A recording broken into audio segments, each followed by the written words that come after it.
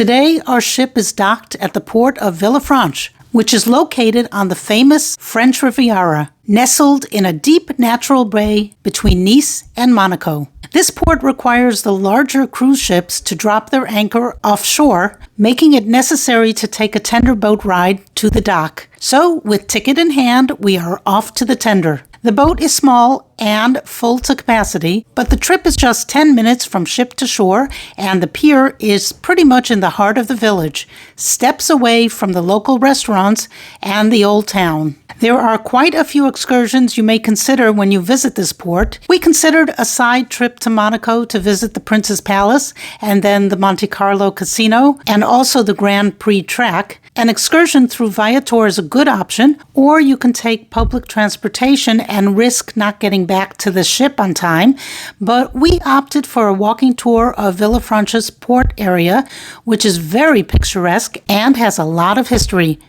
So once we got off the tender, we first took a nice cold drink of water, courtesy of our ship, and then stopped to take in the beautiful view from the pier. There's a tourist information center right there at the pier, so we stopped in to have a look, study the map, and then off to explore the area. Here you can see a helpful sign pointing you to the taxi stand. Outside, we were greeted with some touristy souvenir stands. We crossed the very quiet street, no cars in sight, and here's a sign pointing to the train station. So if you want to wing it on your own, the train station is about a 10-minute walk from here, and you can catch a direct train to Nice or Monaco from here. A lot cheaper and probably quicker than a taxi. And look at that, a Welcome Hotel. I'm assuming the name of the hotel is Welcome? Interesting. Here's where you can sit and have breakfast or lunch or a snack and do some people watching, but no rest for us. We want to explore, so we continued on. And in case you're interested, here's a menu posted outside. As you can probably tell from the hills and mountains surrounding us, the walking here is definitely not flat. There are lots of steps to get from one street to the next and many steep hills. Here's another menu from Loco Loco.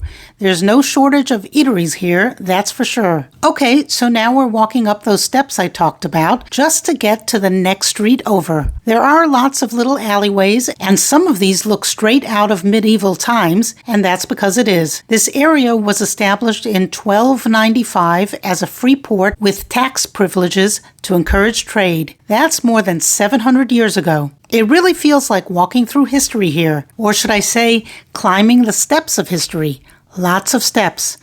So up we climb, and it looks like people live here and have decorated their outdoor patios with lots of potted plants. If you like urban living, this has a real old world feel to it in a nice way. It's quite cramped with the buildings one on top of another, but it looks well maintained, and I think the word is quaint. Not sure how to describe this, but a picture is worth 1,000 words, or a video. Finally, we get to what looks like a major street with cars and motorcycles, and I'll bet it's more practical to have a motorcycle than a car here. And here we have a bunch of street signs, all pointing to different places. We decided to visit the Citadel first, so we followed the sign, and it was a pretty walk down a very narrow walkway on what I believe is a major street for this part of the world. As we continued walking, a bunch of bicyclists passed us, and I was just a bit envious because that's definitely better than walking and much more fun, especially downhill. We're getting closer to the Citadel, but we're not there yet. This is a garden area above. Ooh, look at that. A nice bus taking you to Nice. It looks like a hop-on, hop-off type of bus with an upper deck.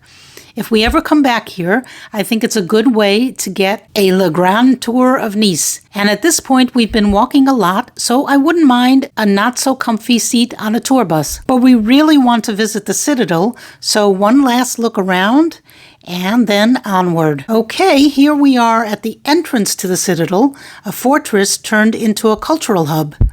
The fortress was built between 1557 and 1561 by Duke Emmanuel Philibert of Savoy to defend the port and the coastline. Now this fortress operates as a cultural hub with multiple museum spaces and galleries. The fortress grounds also serve as the official administrative hub for the city, and the town hall is on the premises. It's a bit strange walking around the old rooms, clearly ancient, and then seeing modern art installations. The rooms are cave-like, and you have to duck to get from room to room. And right in the middle of this ancient room is a piece of modern art.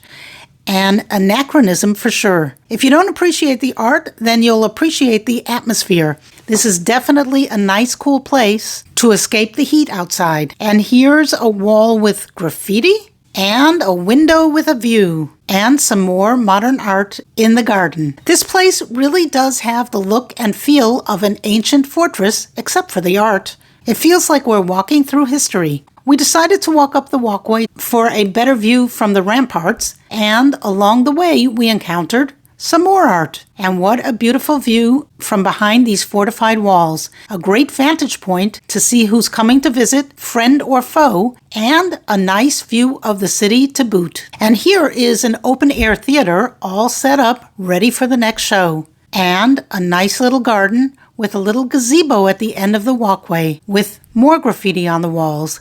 And wow, a beautiful view of the harbor. You can see how strategically placed this ancient fortress is. And let's have a look out the other window. And from here you can see all the ships offshore. I think that one is ours. Not sure, but it looks like it. And let's take a peek out of one more window and look at that view. Wow. And down below, that looks like another staging area. After that beautiful view, we visited another exhibition area, this one in a slightly more modern or perhaps just updated accommodation. And in case you're wondering, there are toilets here. At least that's what the sign says. Cute sign. Now it's time to leave through this massive looking doorway. We're not sticking around for the cinema. By now we've been walking around for hours and we still want to check out the old town area. Lucky for us, most of the walk back is downhill. We've had enough uphill for one day, I would say. You can see these streets are mainly for walking. I'm not sure if they let motorcycles through here, but no cars, it looks like. And it's nice and clean. No litter that I can see, and nicely potted plants everywhere. And here we are in the Old Town area, and this is jam-packed with people and stores. It has the look and feel of an outdoor bazaar. Aside from the clothes and souvenirs, there are plenty of eateries, but it does feel pretty claustrophobic. There are probably a couple of cruise ships here, so that's probably why. And there you can see a glimpse of the port and all the steps that we climbed up to get here. So now we're heading back. And here's the Loco Loco again. Looks familiar. So if you come here by cruise ship and want to just wander about, then there's plenty for your eyes to see and for your feet to cover over ancient streets and alleyways. It's quite an interesting place to explore. Now it's time to take the tender back to our ship. We're tired and hungry, and dinner is waiting for us. Happy travels, and thanks for watching. Bye.